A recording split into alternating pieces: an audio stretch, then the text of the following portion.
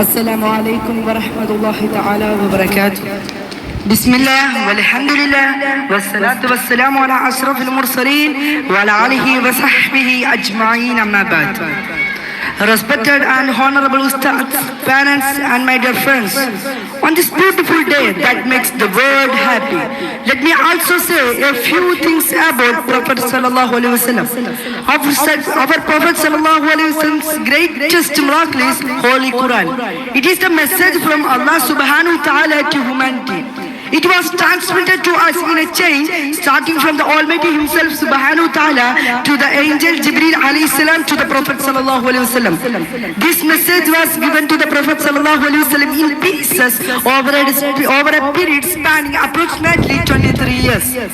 When he was 40 years old, when the Quran began to be revealed to him, and he was 63 years when the revelation was completed.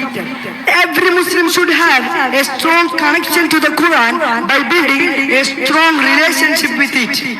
This can only happen when you have a daily portion of Quran recitation. We should always recite that Quran. We get 10 rewards for reciting one harakat from the Quran. Yes, we should make sure to recite the Quran every day and every month and every year.